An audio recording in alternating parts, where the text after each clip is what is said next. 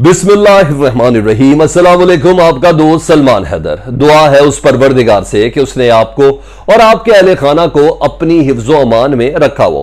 नाज़रीन, 2 रोज कबल एक वाकया पेश आया था। दुनिया न्यूज़ और पाकिस्तान टेलीविजन के दफ्तर के सामने मारूफ तजियाकार अयाज मीर, जो दुनिया न्यूज़ पे प्रोग्राम में एज अ तजियाकार शिरकत करते हैं, MPA भी रहे हुए हैं, MNA भी रहे हुए हैं, उनके ऊपर नामालूम अफराद ने हमला किया था। कल्टस गाड़ी थी और हमला करने के बाद ना सिर्फ कोई कपड़े फाड़े, फिर फुटेज भी बहुत ज़्यादा वायरल हो गई। आप समेत पूरे पाकिस्तान ने इसको 1-2 रोज़ कबल के उस वाक़े के साथ नत्थी किया जिसमें रजीम चेंज कॉन्फ्रेंस के अंदर अयाज मीर साहब खुलकर बोलते हुए नजर आ रहे थे, पाकिस्तान के मुख्तदर हलकों के हवाले से, खुद इमरान खान के दौरे हुकूमत के हवाले से, और लात रसीद करने से लेके हर चीज़ तक उन्होंने बोली। प्रॉपर्टी डीलर से मुतल्लिक, जी हाँ, और DHA से मुतल्लिक, ये तमाम चीज़ें कहते हुए नजर आ रहे थे।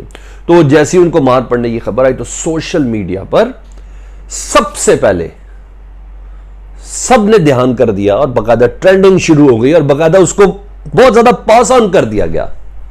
इस वीडियो के आखिर में आपको वाकई हकायक आपके सामने पेश करूंगा विद ऑल रेफरेंसेस, मगर रेफरेंस मेरे ज़राए के मुताबिक है। मैं आपको बताऊंगा कि एस्टेब्लिशमेंट का इस सिलसिले में मौक़िफ़ अयाज मीर के लिए क्या है, प्रॉपर्टी डीलर का इस सिलसिले में मौक़िफ़ अयाज मीर के लिए क्या है, क्या वजह है इस बारी डाले का इस्तेमाल नहीं कल्टस का इस्तेमाल हुआ। बेनिफिशरी एक एक चीज़ आपके सामने रखनी है, तो वीडियो को आपने नहीं मिस करना, मुकम्मल देखनी है और आखिर तक देखनी है, ठीक है जी। एक दूसरा, मुस्लिम लीग नून की जो आला क़यादत है ना, वो आपस में ही ना दस्तो गरिबा होना शुरू हो चुकी है। ये मेरी दूसरी खबर है और कोई और वजह नहीं है, इसहाक डार साहब को लेके है। और इस हद तक मामला इसहाक डार साहब को रोकने का शुरू हो चुका और मिफ्ता इस्माइल के लिए खड़ा होने का शुरू हो चुका है कि वाकई सूरत हाल बहुत ज़्यादा पेचीदा है, क्योंकि तकरीरें करने के लिए इनके पास है कुछ नहीं, ज़िमनी इंतखाबात में इनके पास फाइट करने के लिए है कुछ नहीं। कल की हमने मरियम बीबी की तकरीर के अंदर हमने सुन लिया जिस तरह वो अल्लाह और रसूल की कस्में खा के बता रही थी मौजूदा सूरत हाल पर। तो इस सिलसिले में वो जो धड़ा है ना अंदर का, और सीनियर क्या था जिसकी से है, जिसकी बात सुनी जाती है, समझी जाती है पार्टी के अंदर, या ये लोग ही साइड पर हो जाते हैं, चौधरी निसार लेवल के मत। जी हाँ, उन्होंने जो आवाज़ें बुलंद करना शुरू की हैं और पिछली वीडियो के साथ इसको नत्थी करके चीज़ें एक के बाद एक आपके सामने। तो सबसे पहले इधर से शुरू कर, तो आखिर में मैं अयाज मीर साहब के पाऊंगा कि बेनिफिशरी कौन है, ये सारी बात डली कैसे, किसने डाली, कहां प्लान हुआ, एक एक चीज़ आपके सामने मैं रखने के लिए जा रहा हूं। अच्छा जी, मैंने आपको बताया कि मुस्लिम लीग नून के अंदर ही ना, और इससे पहले व्लॉग्स पे भी बता सकूं कि मिफ्ता इस्माइल के हक में आवाज़ें बुलंद होना शुरू हो चुकी हैं। जी हाँ, पहले शायद खाकान अब्बासी साहब ने यह बात कह दी कि इसहाक डार साहब अपनी मर्जी से आ रहे हैं, पार्टी की मर्जी से नहीं आ रहे, उनके आने में पार्टी की मंशा शामिल नहीं है, आएंगे केसेस भी फेस करेंगे, जो कुछ भी है, जो कुछ है वो अपनी ज़ाती कैपेसिटी में कर रहे हैं। तो ऐसे मौके जब क्लियरेंस मिल चुकी है, जब जुलाई के दूसरे-तीसरे हफ्ते में उन्होंने पाकिस्तान आना है, तो आने से पहले उन्होंने एक स्टेटमेंट दे दी इसहाक डार साहब ने कि मैं मियाँ मोहम्मद नवाज शरीफ की हिदायत पर पाकिस्तान जा रहा हूँ, मेरे टेस्ट रिपोर्ट, दिल, मसल, सारी चीज़ें क्लियर हो चुकी हैं, रिपोर्ट्स क्लियर हो चुकी हैं, ठीक है, जाके मैं सेनेटरशिप का अपना हलफ उठाऊंगा।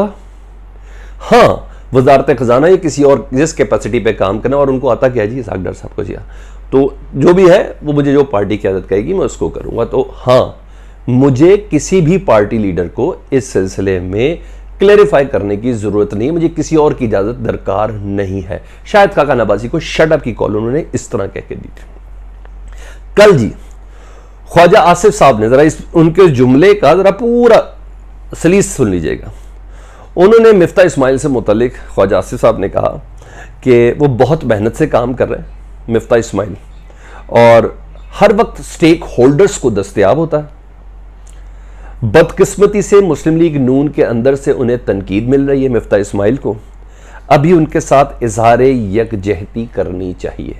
ये सारा जुमला समझ आओगी, मैंने आपको बता दिया हुआ है कि जी अंदर सी दस्तो गरीबान है, ये सब हो गया। एक जुमला उनका सुन ले जी, बीच में क्या है, हर वक्त स्टेक होल्डर्स को दस्तयाब है। आपको 3-4 व्लॉग्स पहले मैंने बताया था कि इसहाक डार का सबसे बड़ा प्रॉब्लम ये कि वो वजारत उज़्मा ही ठेके पे ले लेते हैं। जी हाँ, वो किसी की नहीं सुनते, वो किसी को दस्तयाब भी नहीं होते, सिर्फ नवाज शरीफ और इसहाक डार साहब, और ये पूरी पार्टी को इस सिलसिले में उनके साथ गिला ज़रूर है।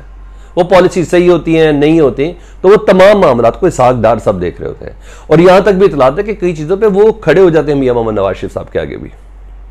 ये सही है गलत है, इनका पार्टी मैटर है। तो बहरहाल ख्वाजा आसिफ हो गए, ख्वाजा साद रफीक हो गए, जी हाँ शाहिद खान अब्बासी जैसी शख्सियतों के उनको ये दस्तयाब नहीं होते हैं। तो ये जो जुमला बजाते खुद कहना ना कि हर वक्त स्टेक होल्डर्स को दस्तयाब होते हैं, ये इस बात की तरफ गमाजी कि मैंने अपने व्लॉग में आपको सही बताया था कि ये सोलो फ्लाइट करते हैं।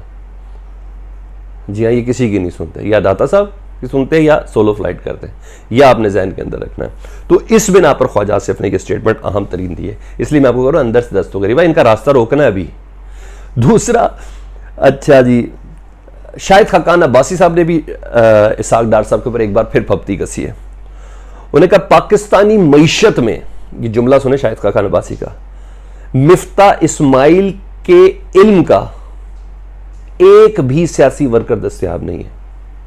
पाकिस्तान की मईशत को मिफ्ता इस्माइल से ज्यादा बेहतरीन एक शख्स भी ऐसा नहीं है जो सियासत के अंदर जानता हो, जो मिफ्ता इस्माइल से ज्यादा वाकिफ हो। उन्होंने कहा भाई इसहाक डार साहब बस कर दें, मिफ्ता इस्माइल आपसे ज्यादा है।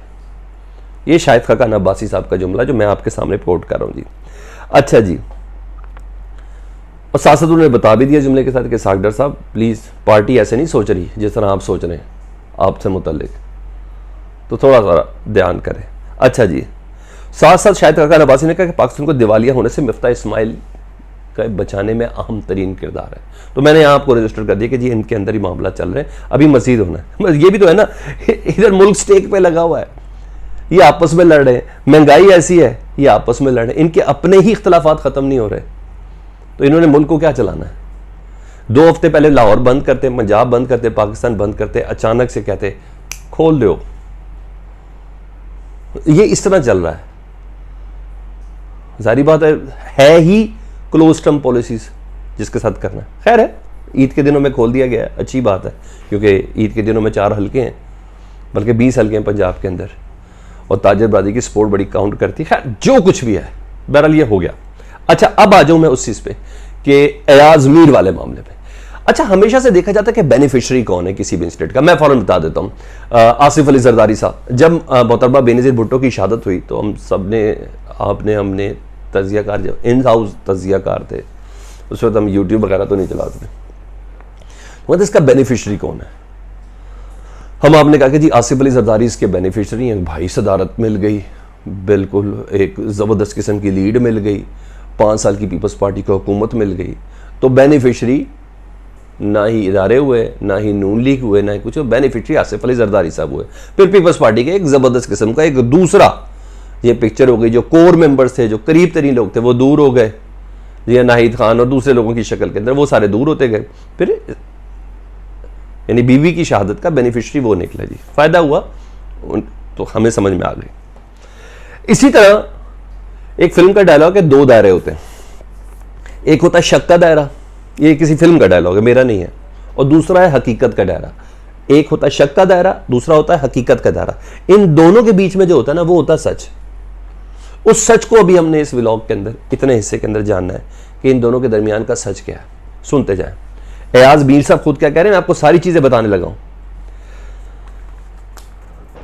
अच्छा, पहली बात तो ये, एयाज मीर साहब अपने करीबी हलकों में, ठीक है, वो कह रहे हैं कि 2 रोज पहले मैं उस कॉन्फ्रेंस में था, रजीम चेंज कॉन्फ्रेंस में, सीधा लाहौर नहीं आए थे, वो चकवाल गए थे।